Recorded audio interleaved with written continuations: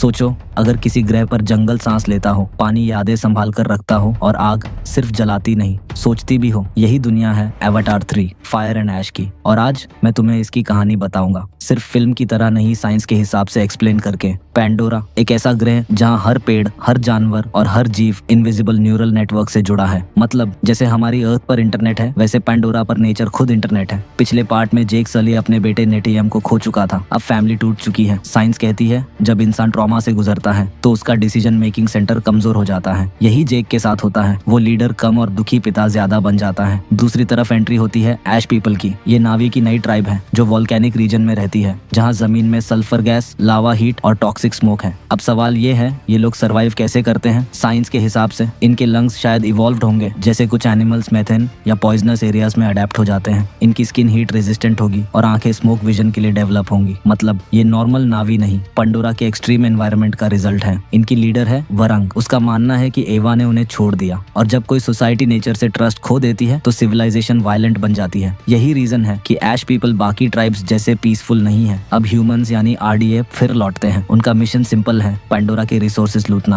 अर्थ खत्म हो रही है, ऑक्सीजन कम, रिसोर्सेज कम, तो इंसान फिर वही करता है जो हिस्ट्री में करता आया है, नई जगह ढूंढो, कब्जा करो। जेक को अब 2 एनिमीज से लड़ना है, एक बाहर के ह्यूमंस और एक अंदर के नावी। यहाँ फिल्म साइंस का सबसे डेंजरस कॉन्सेप्ट दिखाती है, civil war plus colonisation together. लोअक अब मैच्योर हो चुका है, वो इमोशनल भी है और इम्पल्सिव भी। उसका ब्रेन यंग एज की तरह रिस्क लेता है। साइंस कहता है यूथ ब्रेन्स रिवॉर्ड के पीछे भागते हैं, इसलिए वो डेंजरस फैसले लेता है। किरी सबसे यूनिक कैरेक्टर है क्योंकि उसका कनेक्शन आइवा से डायरेक्ट है। मतलब अगर पैंडोरा एक बायोलॉजिकल सुपर कंप्यूटर है तो किरी उसका वायरलेस एक्सेस पॉइंट है। क्लाइमैक्स में जब वॉर शुरू होती है तो सिर्फ एरोस और गन्स नहीं चलते, पूरी इकोसिस्टम एक्टिवेट हो जाती है। क्रीचर्स अटैक करते हैं, फॉरेस्ट्स रिएक्ट करते हैं। मतलब पैंडोरा डिफेंड करता है खुद को। ये कॉन्सेप्ट रियल साइंस में भी पॉसिबल है। इसे कहते हैं गाया हाइपोथेसिस, जहां पूरा प्लैनेट एक लिविंग सिस्टम की तरह बिहेव करता है। फाइनल बैटल में जेक समझता है वॉर जीतने के लिए ताकत नहीं, कनेक्शन चाहिए। ऐश पीपल भी रियलाइज करते हैं कि आग डिस्ट्रक्शन नहीं, एनर्जी भी है, और एनर्जी अगर कंट्रोल हो तो सिविलाइजेशन बचाती है, जलाती नहीं। एंडिंग हमें यही सिखाती है, अगर नेचर से कनेक्ट रहोगे सर्वाइव करोगे, अगर नेचर को तोड़ोगे खुद टूट जाओगे। अवतार 3 सिर्फ मूवी नहीं, फ्यूचर वार्निंग है, जहां इंसान टेक्नोलॉजी लेकर आएगा और नेचर जवाब देगा। अब सोचो, अगर अर्थ भी एक दिन पैंडोरा की तरह रिएक्ट करने लगे